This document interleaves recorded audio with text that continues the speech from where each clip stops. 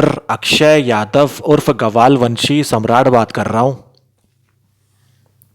मेरी एक मुस्लिम क्लाइंट हैं।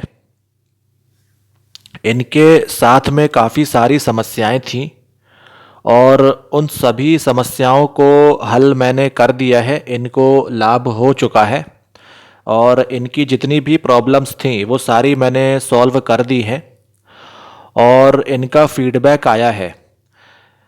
मेरी क्लाइंट ने और मैंने जो भी बातें की हैं कॉल में, वो जो इन्होंने फीडबैक शेयर किया है वो कॉल रिकॉर्डिंग मैं इसी वीडियो में शेयर करूंगा। अवश्य उसको सुनिएगा। ये काफ़ी खुशी की बात है, इसलिए आप सभी से साझा कर रहा हूँ।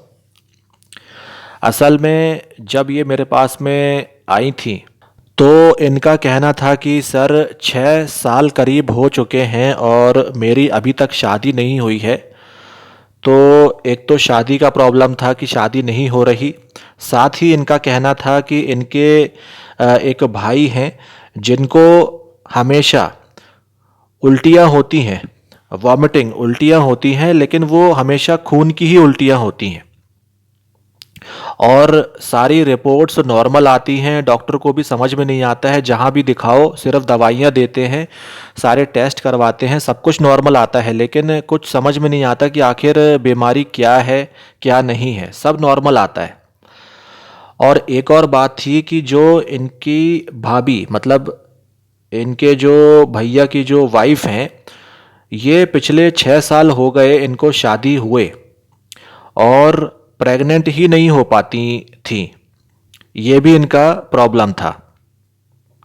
और एक इनका कहना ये था इस युवती का कि सर हमारे घर में हमेशा एक नेगेटिविटी फील होती है और साथ ही हमारे मतलब कि जो फैमिली मेंबर्स हैं, जैसे माता पिता, भैया, भाभी, ये सब जितने भी हैं, हम सभी बहुत हमेशा ना उदास उदास रहते हैं। और एक बहुत इम्पॉर्टेंट बात इसने कही कि हमारे घर में सर चाहे ठंड का मौसम आ जाए चाहे बरसात का मौसम आ जाए, लेकिन हमारे घर में ना हमेशा हमको गर्मी लगती है, गरम गरम लगता है। गर्मी का एहसास 365 डेज बना रहता है। तो असल में ये बहुत ही लंबा एक मैटर था, बहुत सारी प्रक्रियाएं करनी पड़ गई। मैं आपको शॉर्ट में ये बता देता हूँ कि इस युवती के घर में ऊपरी बाधा का प्रकोप था। उसमें भी और डिटेल में जाएं तो इसके घर में जिन्न का प्रकोप था, जिसको कि मैंने क्लियर किया है और उसको जो पूरा प्रोसेस है कि जिन्न को कैसे जलाना है, सारी चीज़ें हैं वो की हैं मैंने। और उसके बाद में फिर मैंने जो घर का जो वातावरण है, उसकी जो एनर्जीज़ हैं, उसको कैसे पॉजिटिव करना है, वो सारी चीज़ें भी करी। और लास्ट में जा कर के मैंने इनका वास्तु भी किया कुंडली के आधार पर, कुंडली के हिसाब से। हर एक मेंबर की जो कुंडली होती है उसके आधार पर फिर वास्तु मैंने किया इनका। ऐसे इंडिविजुअल वास्तु में कभी नहीं करता। ठीक है ना। तो ये सारी चीज़ें थी, ये काफ़ी लंबा मैटर था। और ये जो युवती हैं ये मेरे पास में पिछले साल आई थी, मतलब कि ये जो केस है ये पिछले साल का है। तो और एक और बात बहुत ध्यान देने वाली यहाँ पर ये थी कि मैंने इनको ये कहा कि इनकी शादी, जो इनके भैया और भाभी की शादी है वो कब हुई है। तो इन्होंने कहा था कि इस घर में, मतलब कि इन्होंने ये नया घर लिया था, इस घर में आने के जस्ट 15 दिन पहले ही उनकी शादी हुई थी। किनकी? इनके भैया और भाभी की। और उसके बाद में शादी होने के बाद में इसके भैया भाभी ये सारे पूरे फैमिली मेम्बर्स नए घर में शिफ्ट हो गए थे और उसके बाद से ही इनको प्रॉब्लम आनी सारी शुरू हुई थी।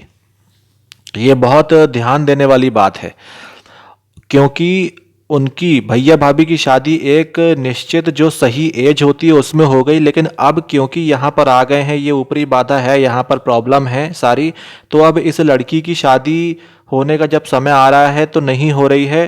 कुछ ना कुछ प्रॉब्लम आ जा रहा है, कुछ ना कुछ ऐसे कारण बन जा रहे हैं कि शादी नहीं हो पा रही एट द एंड। और एक बात और है कि ये जो इनके भैया की जो वाइफ थी, ये भी, इनका भी रिपोर्ट्स हमेशा नॉर्मल आता था। मतलब कि जो इनका फैलोपियन ट्यूब या हार्मोनल जो डिसबैलेंस होता है, जितनी भी सारा जो सारी चीज़ें होती हैं जो गर्भाशय की जो हॉर्मोन्स है, ये सारे जो हार्मोनल इम्बैलेंसेस के जो केस होते हैं वो सारी रिपोर्ट्स, तो इनकी सारी रिपोर्ट्स मैंने भी देखी थी, अच्छे से ऑब्ज़र्व किया था, सारा जजमेंट भी किया मैंने, इसमें जज किया था, सारी चीज़ें की। लेकिन उसके बाद भी फिर नतीजा यही पहुँचे कि फिर उसके बाद इनके घर गए, सारी चीज़ें फिर प्रक्रियाएं चली, फिर समझ में आया कि आखिर क्या मामला है। क्योंकि इसके पहले इसी घर में जो लोग रहते थे उनसे भी मुलाकात की, फिर हमने वहाँ पर जा कर के पूछताछ भी करी थी, उन्होंने भी यही सारी चीज़ें बताई कि काफ़ी सारी घटनाएं, गतिविधियां अजीब अजीब टाइप की होती थी। और इस युवती ने, जो मेरी क्लाइंट है, इन्होंने मुझे मना किया है कि आखिर सर मेरे साथ में जो जो चीज़ें होती थी वो आप नहीं बताइएगा वीडियो में, इसलिए आप सभी से मैं नहीं बता रहा हूँ, वरना बहुत सारी ऐसी सी बातें उसके साथ में और उनके घर वालों के साथ में चीज़ें हुई हैं जो उन्होंने भुगता है उन चीज़ों को, जो ये ऊपरी बाधा का है, जो कि मैं यहाँ बयान नहीं कर सकता। बहुत ही मतलब ये समझ लीजिए कि घटिया और गंदी चीज़ें उन लोगों के साथ में हुई। तो मैं तो ये समझता हूँ कि ये माता रानी का कृपा ही है मेरे ऊपर, जिसकी वजह से ही, जिसके द्वारा ही मैंने ये इस केस में सफलता हासिल करी। तो यहाँ पर आप देख रहे हैं कि कितना दिमाग लगाना पड़ता है, और व्यक्ति मेरे से नॉर्मली ही ऐसे ही मैसेज करके या कॉल करके बस ये बोल देता है कि मेरे साथ में नाना प्रकार की इतनी सारी प्रॉब्लम्स हैं, समस्याएं हैं, उसका कोई भी ऐसा शॉर्ट में एक उपाय बता दीजिए। तो भैया ऐसा नहीं होता है, उपाय ऐसे नहीं बताए जाते, कई बार उपाय जो है वो बैकफायर भी कर जाते हैं, हमें बहुत सारी चीज़ें देखनी पड़ती हैं। इतनी सारी समस्याओं का कोई छोटा सा एक उपाय, चमत्कारिक उपाय कुछ ऐसा नहीं होता है। ये सिर्फ किताबी बातें या जो है यूट्यूब में अपनी बातों को उछाल देना, ये सब मार्केटिंग के तरीके हैं, लेकिन रियलिटी में ऐसा नहीं होता है कि कोई एक उपाय आपका सारी समस्याओं को हल कर दे, ऐसा कभी नहीं होता। उसके लिए जिस प्रकार एक डॉक्टर अपने पेशेंट को पहले देखता है, उसको बीमारी क्या है, क्या क्या लक्षण आ रहे हैं बीमारियों के, उसके बाद में वो डायग्नोस करता है, उसके बाद वो फाइनल जो जजमेंट है उस पर पहुंचता है कि भाई कौन सी दवाइयाँ चलेंगी, क्या ट्रीटमेंट देना है, कब खिलाना, क्या खिलाना, सब कुछ तय किया जाता है। तो ये लंबे पैमाने की बातें होती हैं, और जो एकदम चमत्कारिक, जो ऐसे हैरत अंगेज रिजल्ट आते हैं, वो लंबी प्रक्रियाएं करनी ही पड़ती हैं। यदि हम यहाँ पर इस जिन्न को क्लियर नहीं करते, और उसके बाद अगर हम ऐसे ही आंखें बंद करके कुछ भी वास्तु करते रहते, तब भी रिजल्ट नहीं आते, क्योंकि वो हमें करने नहीं देता। कई सारे चीज़ें होती है, और हो सकता है कि वो जो ऊपरी बाधा है वो हमारे क्लाइंट को कोई नुकसान पहुंचाए, है ना, बहुत सारी चीज़ें होती है। तो सबसे पहले, और हाँ एक बात और है कि ऐसा हमेशा ज़रूरी नहीं है कि हर किसी के साथ में ही ऐसा हो कि उसके ऊपर ऊपरी बाधा का ही प्रकोप हो, ऐसा नहीं होता। मैं हमेशा कहता हूँ, और इस केस में भी मैंने किया, कि हमें सबसे पहले ज्योतिष जो है, ज्योतिष से हमें वो गाइडलाइन लेनी ही पड़ेगी। जो कुंडली है उसके अंदर यदि जो प्रकृति है उसने प्रॉमिस किया है, कुंडली के अंदर यदि योग है कि ऊपरी बाधा का आप शिकार होंगे इस जीवन में, तभी आपको लगेगा ऊपरी बाधा का आप मतलब भुगत भोगी बनेंगे, वरना नहीं बनेंगे। वरना तो व्यक्ति ऐसे ही नॉर्मली किसी भी शमशान में, कहीं भी कब्रिस्तान में डला रहता है, चला जाता है रात बेरात, कुछ नहीं होता उसको। आपने तो देखा होगा कई लोग तो वहाँ रहते भी हैं, उनको कुछ नहीं होता, क्योंकि उनकी कुंडली में वो प्रॉब्लम नहीं है, वो सारी चीज़ें नहीं हैं। क्योंकि देखिए कई लोग ऐसे भी आपको मिलेंगे जो कहते हैं ये सब बातें तो फालतू की हैं, फिजूल है, ये भूत प्रेत ये सब नहीं होता। तो असल में ऐसे लोगों को मैं ये बताना चाहूँगा कि जो कुदरत है ना, वो बहुत ही होशियार है, स्मार्ट है, उसने उस दुनिया को और इस दुनिया को लिंकअप नहीं करा, इसीलिए आप उनको नहीं देख सकते, वो आपसे टच में नहीं आते, समझ रहे हैं आप बात को। लेकिन जब यदि किसी व्यक्ति को, मान लीजिए मुझे ज्ञान है उस पूरे प्रोसेस का, और अगर मैंने उस दुनिया का और इस दुनिया के बीच में जो ब्रिज गैप है, लेकिन उस गैप को मैंने एक ब्रिज बना करके मैंने उस गैप को फिल कर दिया और कनेक्ट कर दिया मैंने इस दुनिया को उस दुनिया से, तो आसानी से आप वहाँ जा सकते हैं, या वो आपकी दुनिया में, आपके जीवन में एंटर कर सकते हैं। लेकिन वो फिर आपके ऊपर मतलब रिस्क वाली बात होती है, जान के ऊपर। सिर्फ खामखा हमें ये प्रूफ करना है कि भाई हाँ, ये होता है करके चक्कर में हम प्रूफ तो कर देंगे, लेकिन किसी की जान पे बनाए तो प्रॉब्लम आता है, फिर बहुत दिक्कत होती है, क्योंकि जो भुगतता है वही जानता है कि उसके साथ क्या हो रहा है और किस लफड़े में वो फंस गया है। इसीलिए ऐसी जो चीज़ें होती है, प्रक्रियाएं, ब्लैक मैजिक है, तंत्र है, जो भी है, ये सारी चीज़ें, यहाँ तक कि वास्तु भी, ये सारी चीज़ें आपको अपने गुरुदेव के सामने सीखनी चाहिए। उनके सानिध्य में रहकर, उनकी कृपा के नीचे, उनके आशीर्वाद के नीचे ही ये कार्य करने चाहिए, अन्यथा नहीं करने चाहिए। क्योंकि कई लोग क्या है, यूट्यूब से या कहीं से आधा अधूरा ज्ञान लेकर के या कोई किताब पढ़ करके आधे अधूरे मंत्रों के साथ, है ना, ये सब चीज़ें जो है वो करते हैं परफॉर्म, और फिर प्रॉब्लम में फंसते हैं। तो ऐसा कभी नहीं करना चाहिए, क्योंकि चाहे तांत्रिक क्रियाएं हो, चाहे वास्तु हो, चाहे ज्योतिष हो, हर एक विद्या में कुछ ना कुछ कुंजियां होती हैं। कुछ ऐसे सीक्रेट स्टेप्स होते हैं जो कि गुरुदेव ही अपने पास रखते हैं, और वो गुरुदेव के ही आशीर्वाद से ही आपको प्राप्त होते हैं। ये बात ध्यान रखिएगा, क्योंकि अगर आपको ये लगता है कि कोई किताब या कोई यूट्यूब का ही कुछ ऐसा सिर्फ पढ़ के आप कर लेंगे, तो ऐसा नहीं होता। किसी एक चीज़ को परफॉर्म करने के लिए, फॉर एग्ज़ाम्पल कि अगर आपको कोई भी ऐसा टोटका कहते हैं, जिसको टोटका है या कोई तंत्र ही है, उसको परफॉर्म करना है, जैसे कि आपने षटकर्म भी सुने होंगे, वो ऐसे ही नहीं, ऐसे तो पूरी किताबें सब भरी पड़ी हैं कि मारण उच्चाटन ये सब करने के लिए सब किताबें भरी पड़ी हैं, लेकिन वो चीज़ें जो भी व्यक्ति करता है वो सफल नहीं होती। क्यों नहीं होती हैं? वो विद्या गलत नहीं है, असल में उन विद्याओं को गूढ़ रखा गया है, छिपा करके रखे गए हैं, राज छिपा करके रखे गए हैं। क्योंकि अगर गलत लोगों के हाथ में, जिसका इंटेंशन गलत है, जिसकी नीयत अच्छी नहीं है, गलत नीयत से यदि वो कर रहा है कोई भी कार्य को, अगर वो उसके हाथ लग जाएगी तो फिर तो अनर्थ हो जाएगा, वो कितनों का नुकसान कर बैठेगा, है ना, और उसका खुद का भी अंत हो ही जाता है एट द एंड।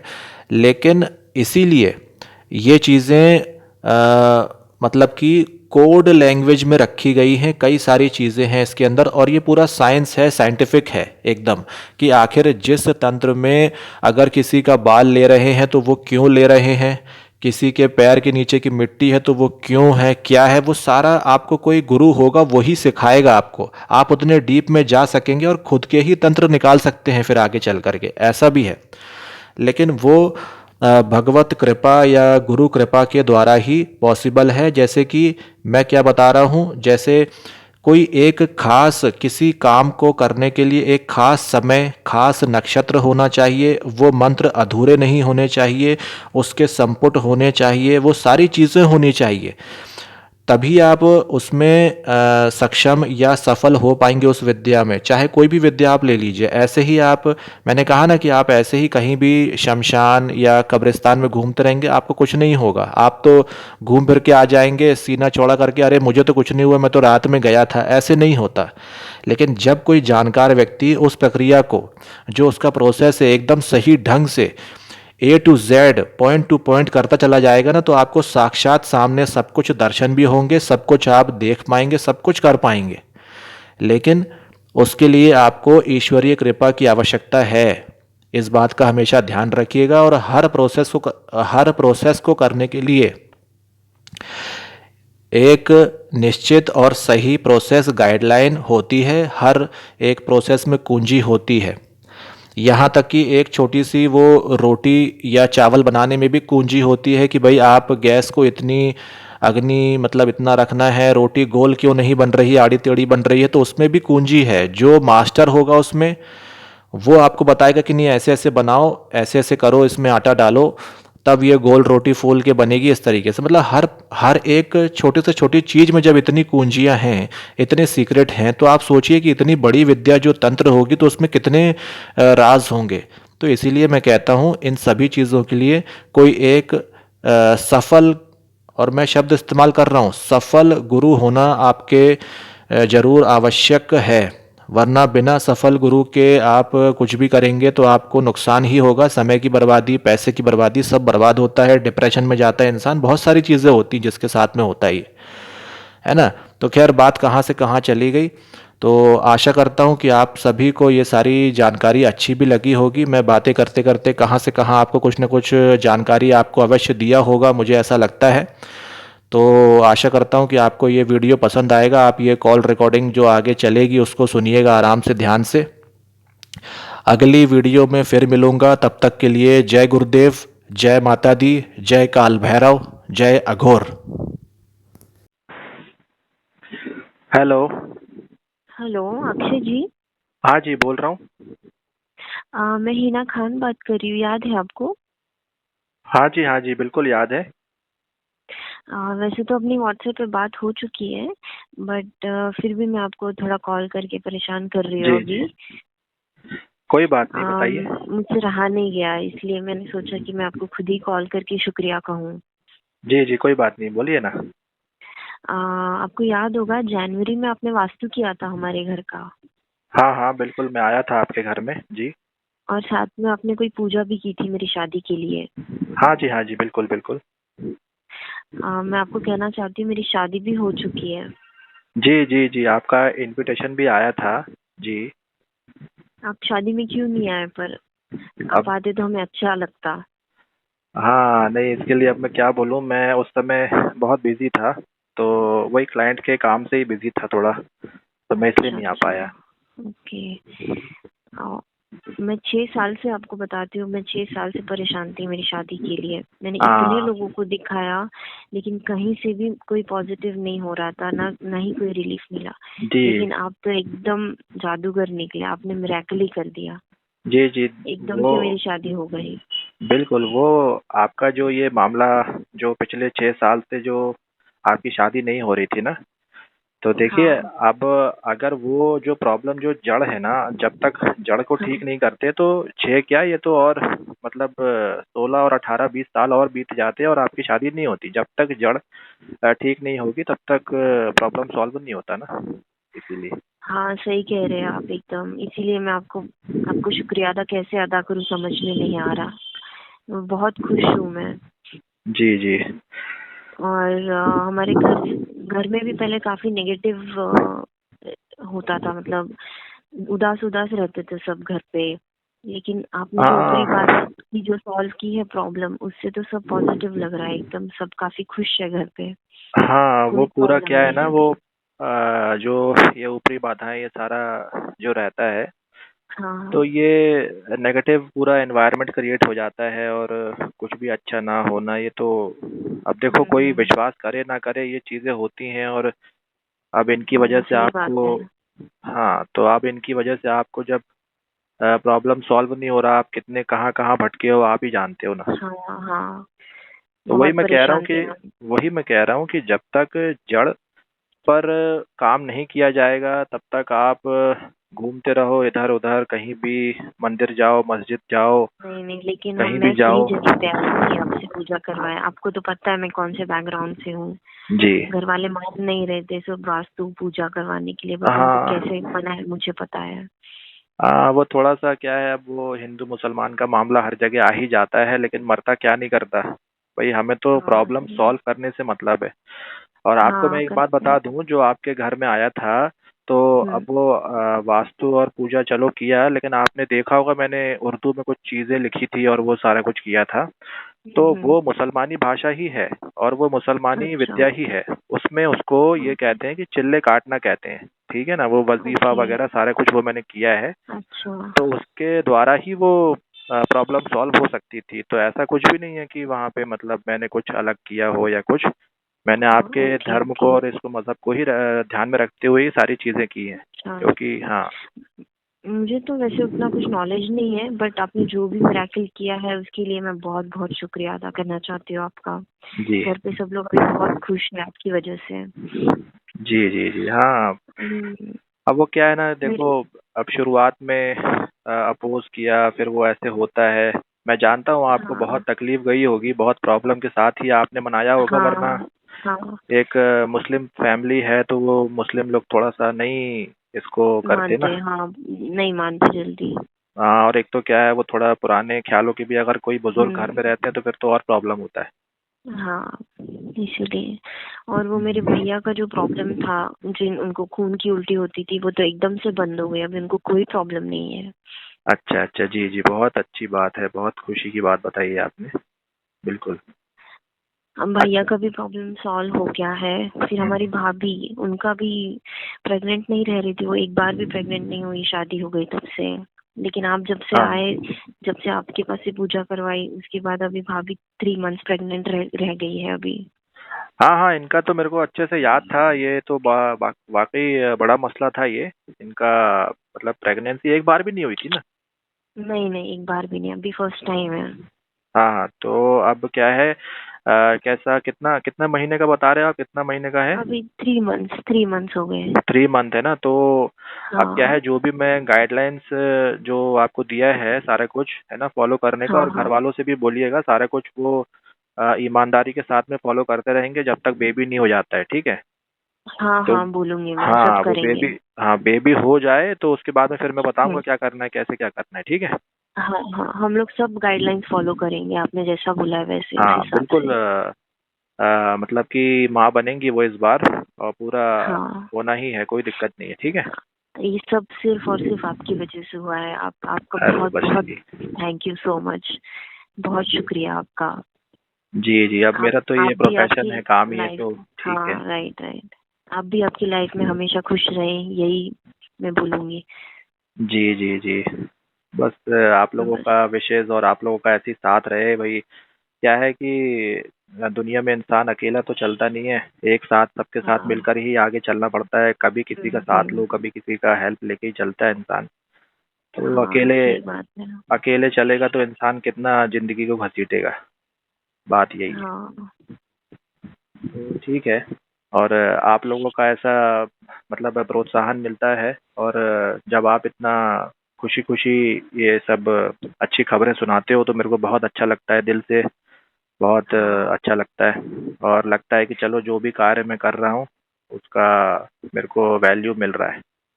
हाँ, जरूर जरूर, आप हमेशा खुश रहें। जी आपका काम भी काफी अच्छा चले, बस यही मैं बोलूंगी। और आपको फिर से एक बार मैं थैंक यू बोलना चाहती हूँ। जी जी जी, ठीक है ना जी। बाकी जो भी चीज़ें हैं वो सारी ज़रूर फॉलो करिएगा, और हाँ, जरूर जरूर हाँ, करेंगे हम उसको लोग। बिल्कुल भी नज़रअंदाज नहीं करना है, ठीक है? नहीं नहीं नहीं, हाँ, सब नज़रअंदाज अच्छे से बिल्कुल भी सब नहीं करना गाइडलाइंस फॉलो करेंगे हम लोग। है। जी जी, ठीक है ना जी। और कोई बात हो ठीक तो है, आप बोलिए, चलेगा। नहीं तो फिर मैं बात करता हूँ बाद में फिर हाँ आपसे।